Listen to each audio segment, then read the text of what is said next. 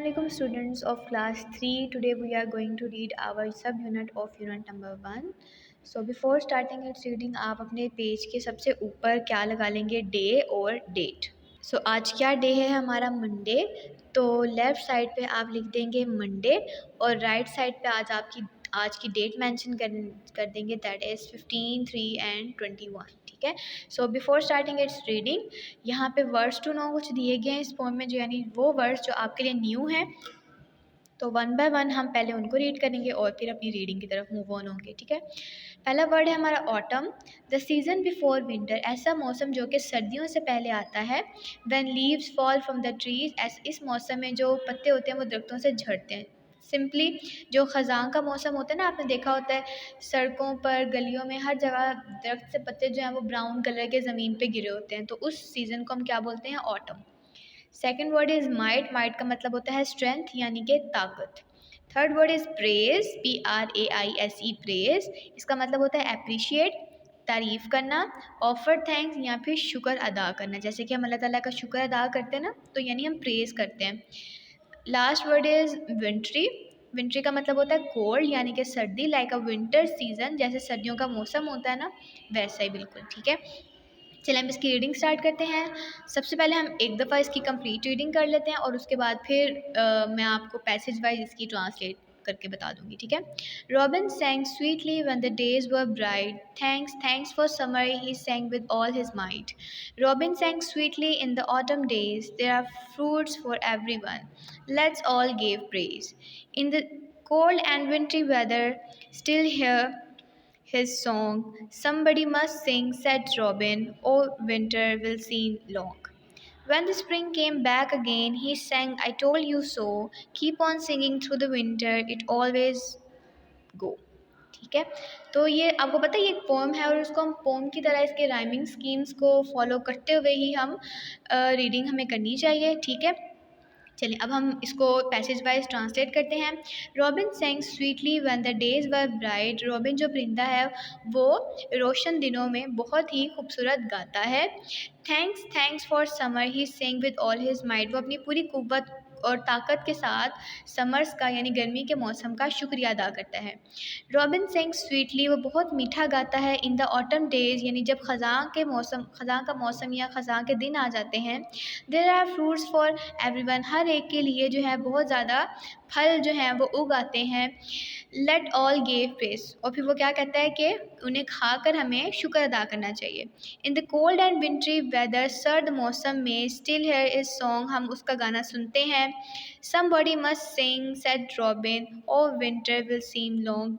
वो कहते रॉबिन इसमें यानी वो जो परिंदा है वो क्या कहता है कि हर एक को गाना चाहिए. और फिर वो कहता है काश ये जो सर्दियों का मौसम हो ये इस तरीके से थोड़ा और लंबा हो जाए. When the spring came back again, और फिर जब बहार का मौसम आ जाएगा, यानी बहार वो मौसम होता है जब न्यू लीव्स जो हैं वो ग्रो करते हैं. He sang, I told you so, keep on singing through the winter, it will always go. वो कहता है कि इसी तरह हमें सर्दियों के मौसम में गाना चाहिए और इस तरीके से मौसम आते जाते रहेंगे. आई होप आपको इसकी रीडिंग की समझ आ गई होगी कि ये जो परिंदा है कि ये कितना मीठा गाता है और हर मौसम में इसकी क्या कोशिश होती है कि ये खुद भी गाए और दूसरों को भी मतलब कहे कि अल्लाह ताला का शुक्र अदा करें, क्योंकि हर मौसम में अल्लाह ताला ने आपके लिए कोई ना कोई खूबसूरत चीज़ रखी होती है ना. तो ये कहता है हमें हर मौसम में अल्लाह ताला का क्या करना चाहिए, शुक्र अदा करना चाहिए. ठीक है. चलिए इसकी रीडिंग हमारी कंप्लीट हो गई है. Now open page number 11 of your book. यहाँ पे हमारे पास ट्रू फॉल्स हैं तो उनको हम देख लेंगे. तो सबसे पहले आप ट्रू फॉल्स पे आज की डेट मेंशन कर देंगे.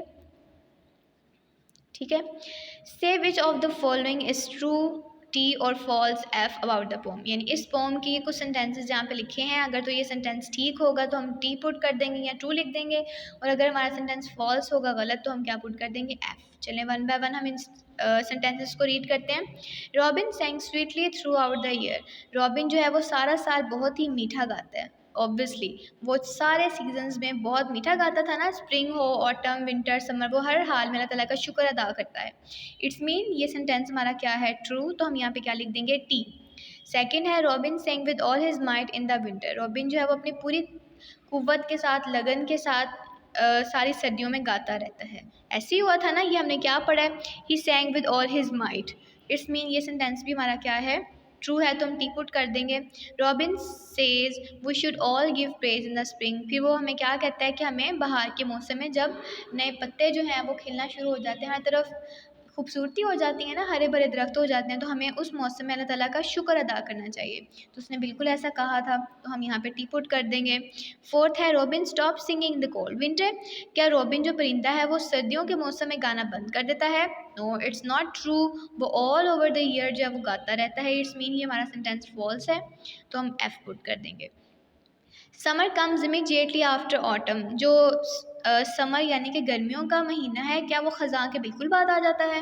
नहीं, बिल्कुल भी नहीं। इट्स मीन ये सेंटेंस हमारा क्या है? फॉल्स, तो हम यहाँ पे एफ पुट कर देंगे। Now student open page number 12 of your book.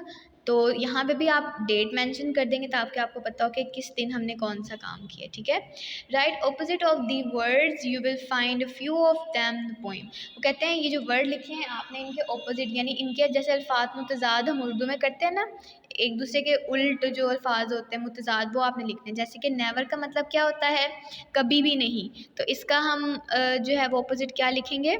Always. इसके ऊपर ही आप लिखते जाएं मेरे साथ साथ।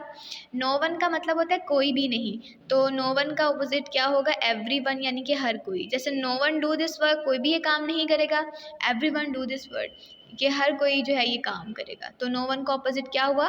Every one. उसके बाद है क्विकली, क्विकली का मतलब होता है तेज़ी से या जल्दी से, तो इसका क्या होगा ऑपोजिट? स्लोली, यानी कि बहुत ही आराम से, आहिस्ता। लाइट का मतलब होता है किसी को पसंद करना, तो इसका ऑपोजिट क्या हो जाएगा? डिसलाइक। डिस लग गया ना, इसका मतलब होता है ऑपोजिट, तो लाइक का ऑपोजिट क्या हो जाएगा? डिसलाइक। उसके बाद है फ्रेंड, फ्रेंड का मतलब होता है दोस्त, और फ्रेंड का ऑपोजिट क्या हो जाएगा फिर स्टूडेंट? एनिमी। एनिमी का क्या मतलब होता है? दुश्मन। वेंट, वेंट का मतलब होता है गया, यानी कि this is the second form of go, यानी कि जाना, तो वेंट है तो गया। तो गया का ऑपोजिट क्या होगा स्टूडेंट? आया। Very good. तो आने के लिए हम कम का वर्ड यूज़ करते हैं ना, तो कम की, अब देखिए यहाँ पे गो की सेकंड फॉर्म वेंट लिखी है, इट्स मीन हमें कम की भी सेकंड फॉर्म यहाँ पे लिखनी पड़ेगी, और the second form of come is came, तो हम यहाँ पे लिख देंगे केम, ठीक है। उसके बाद कम, कम का मतलब होता है आना, और उसका ऑपोजिट क्या हो जाएगा? गो। वेरी गुड, जाना। अब देखिए यहाँ पे सेकंड फॉर्म थी, और यहाँ पे इन्हीं वर्ड्स की जो है वो फर्स्ट फॉर्म है। उसके बाद है फुलिश, फुलिश का मतलब होता है बेवकूफ़, तो इसका ऑपोजिट क्या हो जाएगा? वाइस। वाइस मीन अक्लमंद, तो इसकी जगह पे आप क्लेवर भी लिख सकते हैं, ठीक है।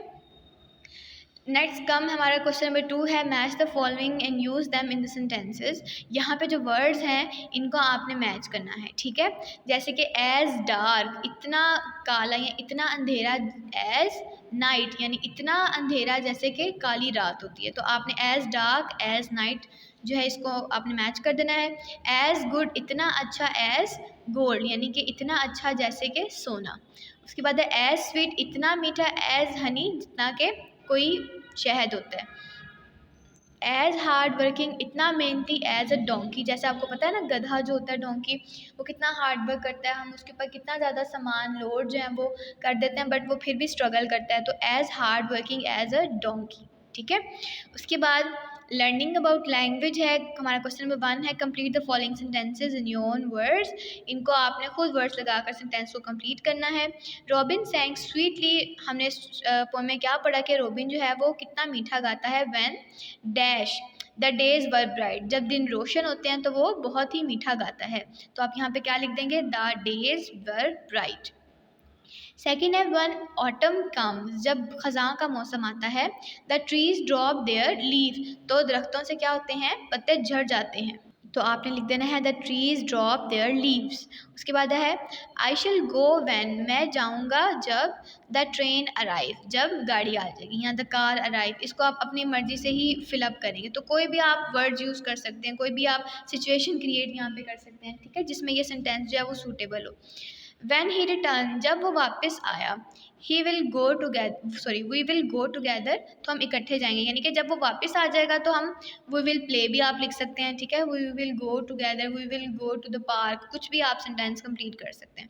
होप आपको इस सब यूनिट की और इसकी एक्सरसाइज की समझ आ गई होगी। सबसे पहले आप रीडिंग करेंगे इसकी, और न्यू वर्ड जो हैं उनको बार बार प्रोनाउंस करेंगे, उसके बाद आप इसकी एक्सरसाइज सॉल्व करके याद करेंगे। स्टे होम, स्टे सेफ, अल्लाह हाफिज़।